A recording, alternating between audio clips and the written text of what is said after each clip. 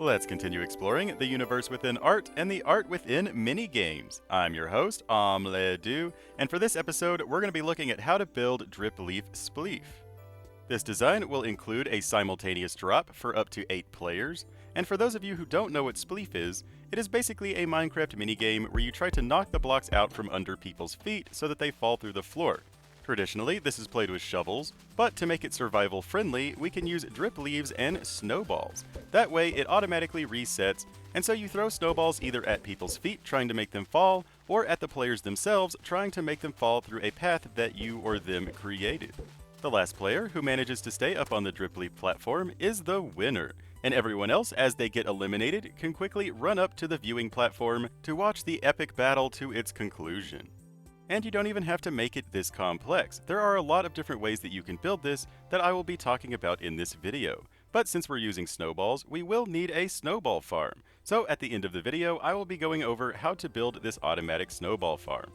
I promise that all of it is super duper simple, especially if you want to just build a simplified version. But the first thing to think about is how big you want the arena to be and in what shape. You can basically build this in any shape that you want and as big or as small as you desire. For this tutorial, I'll be building the circular design since it's a more complex shape than just building a square. But if you want it to be square, you can just totally do that as well. But no matter what size or shape you want it to be, start off by placing a marker block at the exact center of where you want the farm. And then for this tutorial, we're going to count out 14 blocks from that center mark in every single direction. Basically, the only limitation to size is being able to light up the area with the drip leaves, because mobs can spawn in drip leaves. So after counting out 14 blocks in each direction, we're going to dig out 3 from the ends of each of those rows. Then we're going to go in diagonally by 1 and dig out 3, then in diagonally and dig out 2. And we're going to do this on every single side. So we're going to dig out 3 from both of these sides, then we're going to go in diagonally and dig out 3, then we're going to go in and dig out 2. And then you should have 3 diagonal blocks in between the two sections. Building it at this dimension will simply allow you to light up the inside of the drip leaves from the bottom of the outer wall, whether it's circular or square. But then we're going to place a ring of blocks around the outside just as a marker so that we know where our walls are. But now we need to place a few light source blocks such as jack-o'-lanterns, frog lights, or sea lanterns. Anything that has a maximum light volume. So not glowstone, because glowstone does not have a maximum light volume, so it won't be able to illuminate the center of the farm. Now if you build this square, you'll have to place light blocks basically all along the bottom row. But if you make it circular, you actually only need a single light block in the middle of each of the long sides, like so. Personally, I'm always paranoid about mob spawning, so I always make the bottommost row completely out of light blocks, like you see here. Now, if you want to use torches, you can, but you need to push the bottommost block of the wall out by 1 so that you can place a torch in there. And then you'll build the rest of the wall above the torch because you don't want a gap between the wall and the drip leaves. But when building the bottom of the wall, you may have noticed that we left out the corners, and that is so that players have an area to escape once they fall through the drip leaves. Now also, you could illuminate this from the ceiling. The reason I like to illuminate it from the bottom is not only to be more precise because I'm paranoid about mob spawning, but also it allows you to make it as tall as you want it to be. So just keep light levels in mind if you're building this at a custom size. But next up, we need to fill in the inside of our square or our circle with blocks that drip leaves can grow on. So this can be dirt or mud, anything that a drip leaf can grow on. I like to use mud just because it looks nice. Then we're going to go up on our walls by 3 blocks above every single outer block. So our walls are going to end up being 4 blocks tall after this step. And again, we need to leave some space so that players can exit the minigame once they've fallen through the floor. So we're going to leave all 4 of the corners open and just place a single row of blocks along the top. Just going to place a zigzag and then break out the blocks that are not above our marker blocks. And again, you can be as custom with this as you would like to do. This is just a basic outline that I always use whenever I build this minigame. But once you've reached this point, it's time to fill in our drip leaves. So this is where you decide how tall you want your drip leaf platform to be. But first, we need to have enough drip leaves so that we can place a single one along the entire bottom of the farm. Now also when placing them, Be aware that the orientation of drip leaves will depend on which direction you're facing, so if you want them all to be facing the same direction, or if you want them to be random, you need to keep this in mind before placing your drip leaves.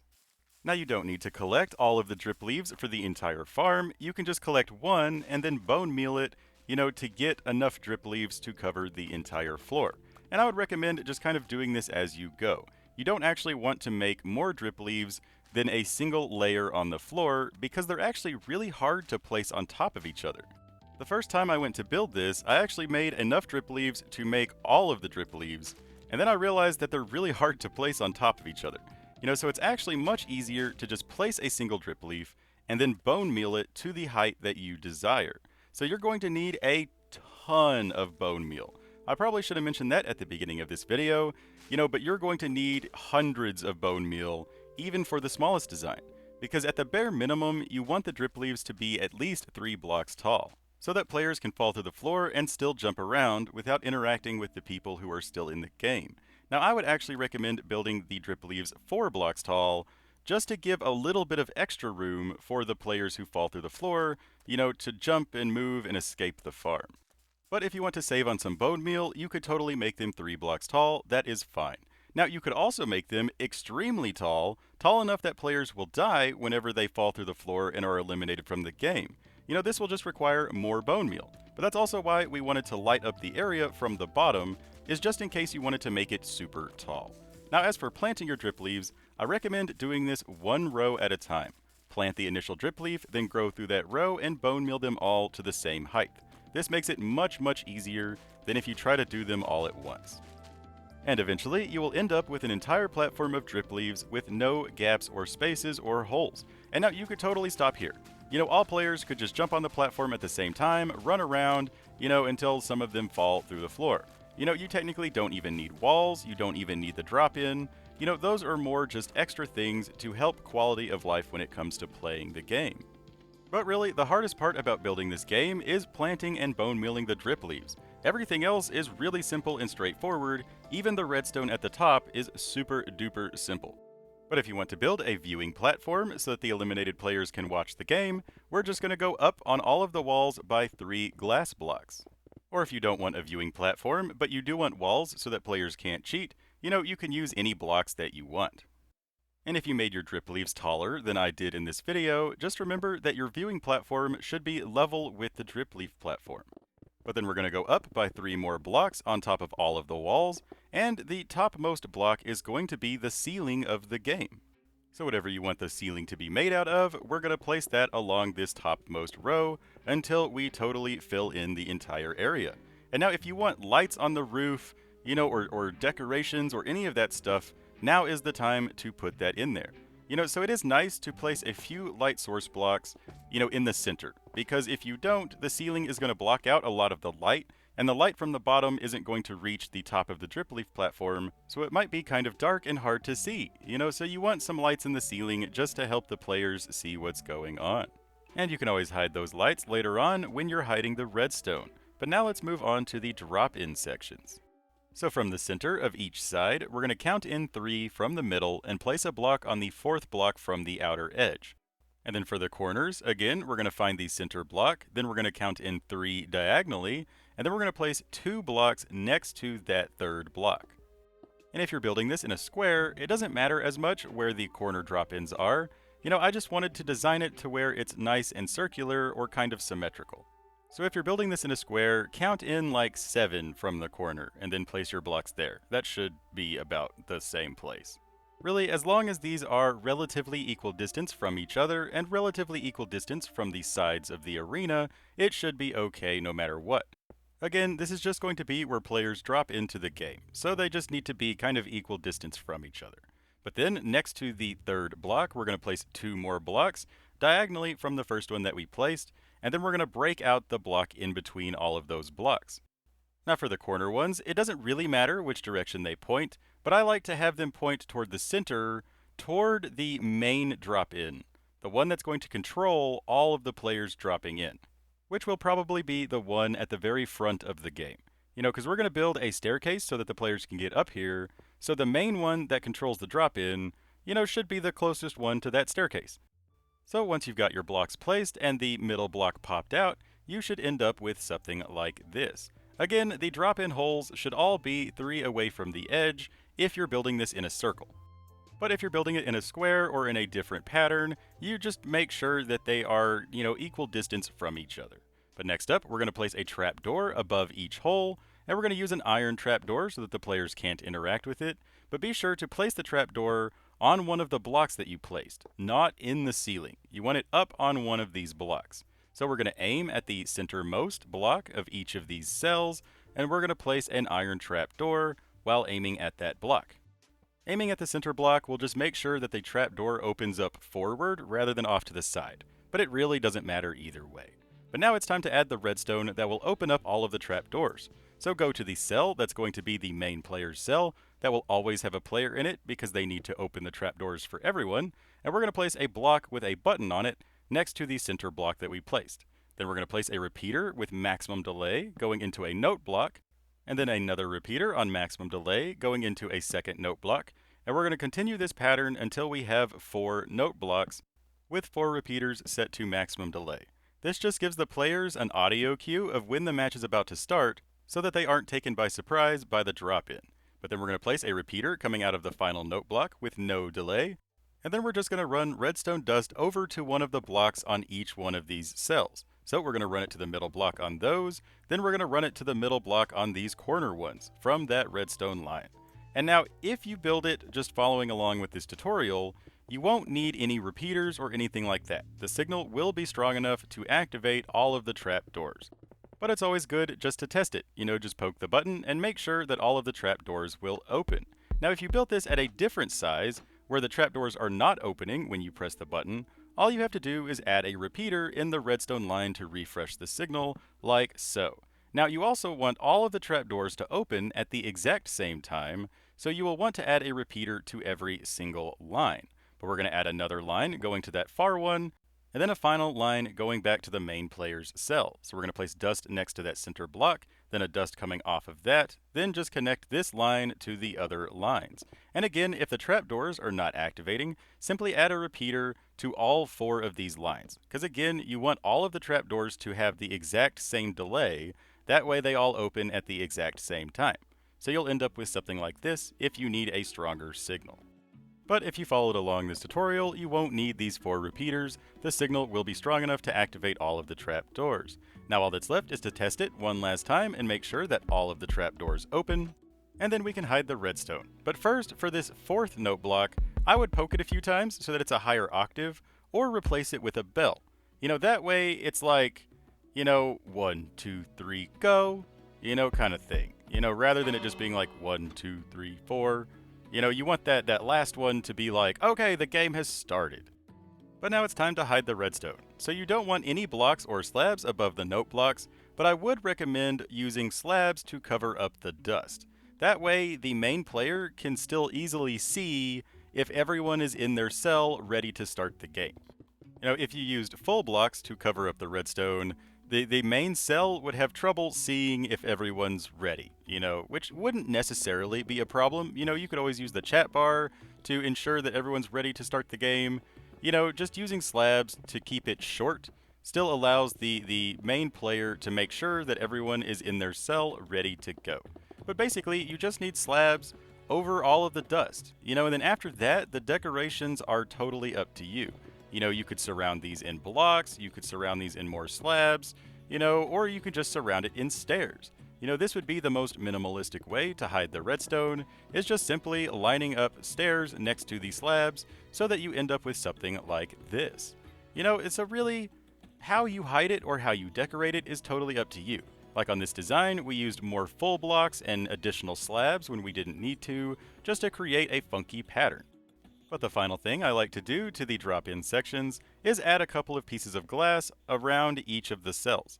That way it's like each player is in their hole ready to go, kind of looking at each other through glass. But of course the main player will still need access to that button, so he won't have glass at the bottom in the front there. But I like to just put some pieces of glass on each one. And sometimes I even like to use a door, so that the player has no ability to back up to kind of like delay his drop in or any of that stuff. But really it doesn't matter all that much because the trapdoors don't stay open for very long, so even if someone tries to cheat, they won't gain much value out of it. But then once all players are in their cell, ready to go, the main player will poke the button, which will open all the trapdoors, dropping all of the players into the game at the same time. And now we just need to build a viewing platform and then a way onto the ceiling. And these are totally up to you. For the viewing platform for spectators or for eliminated players, you can make this as big or as small as you want to. You can make it go all the way around the farm, whatever you want to do. And then we of course need a way for players to get up to the top, which I typically just build a staircase. But you could always use a ladder or a bubble elevator, whatever you want to do.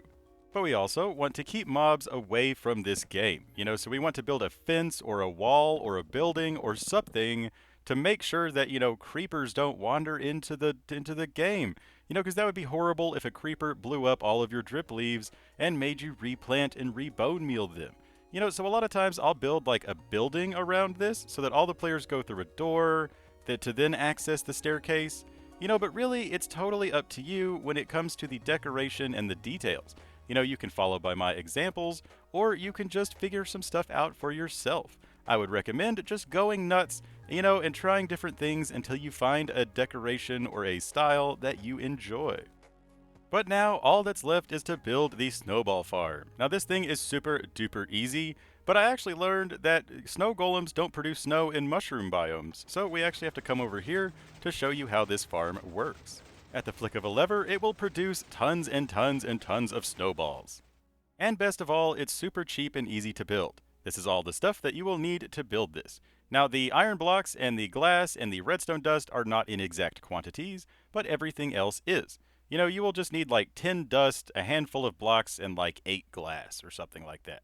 And the sword is just to kill the snow golems if they don't end up in the right place. We're going to start off by placing a double chest, and then another double chest 2 blocks away from that. Then we're going to place 4 hoppers, 2 of which going into each double chest. So you have 2 hoppers going into the front one, and 2 hoppers going into the one on the back. Then we're going to place 4 glass on top of each chest. The glass is just so that you can open the chest, and so that you can see the snow golem. But then we need a temporary block on each side next to the hoppers so that we can place 2 pistons on each side facing the center. So they're activating over the hoppers, like so. Then we can break out our temporary blocks and then place solid blocks of your choice on top of each of the pistons. Then grab 4 wooden fences and place those next to the solid blocks in the center here. And now all we need to do is get a snow golem trapped in the middle. So currently on Bedrock, mobs will spawn on the northwest corner of a block. So you can use this to your advantage to get them to spawn into the center. However, they're about to change this to match Java, to where mobs will actually spawn on the center of a block. And so, one way to get the snow golem in there is just to spawn him and then push him toward the center like so. But sometimes they can try to run away, or they could even fall into the wrong section of the fence posts. So I might recommend going up by a few temporary blocks to build like a tube so that he can't get away from you, or maybe even go out by an additional block so that you have room to push him around to try to push him into the center. But also, they can fall through the sides of the fences like this. And this is definitely not what you want. You'll have to break out one of the fences and kill him and then start over. Now, you can avoid this by using glass panes, but I have experienced some difficulty using glass panes instead of fences. But what you can do is place glass panes on top of the fence and then spawn the golem, and they won't be able to fall through the sides if you use the glass panes. So this makes it easier for you to push him into the center so that he ends up in the middle of the fences. So hopefully those suggestions help you actually get him in there. Sometimes they just go in easy and other times they like to fight you. But if you placed temporary blocks, go ahead and break those out, go back to this flat design, then we're going to place 8 solid blocks on top of the glass going all the way across like so. Then we're going to place a lever on one of these blocks with redstone dust above that lever, then a comparator coming out of that dust on subtraction mode. Make sure that little light is turned on so it's on subtraction mode. Then we're going to place a repeater going the opposite direction diagonally from that comparator. Then we're going to place redstone dust on all of these blocks except for the front one. And that's it. Now, whenever you turn on the lever, the clock should activate and the pistons will freak out. Now, this golem isn't spawning snow because apparently I built it in this mushroom island yet again. This one is actually over the ocean, not technically in the mushroom island. So it works. The Mushroom Island is the only biome in which the snow golems won't spawn snow, apparently. I didn't even know that. So if you're building this in a gaming district that's on a Mushroom Island, just be aware of that the snow golems won't spawn snow on the Mushroom Island for some reason. So you'll need to extend the island out over the ocean in order to get him to spawn snow. Once you got your Snowball Farm and your Dripleaf built, now all the players can load up on snowballs. When everyone's ready to drop in, the main player can hit the button and let the match commence. Have fun throwing snowballs at each other, trying to knock each other off of the platform, and see who is the last man standing. But that's all we got for this video. I really hope you enjoyed it, and I hope it made sense. As always, if you have any questions, critiques, or requests, simply let me know down in the comments, and I will do my best to help you out. And if you liked this video, don't forget to like, favorite, share, and subscribe. It really helps out the video and it makes me super happy. And be sure to leave a comment. Even if you don't know what to say, just tell me hi. I would love to hear from you.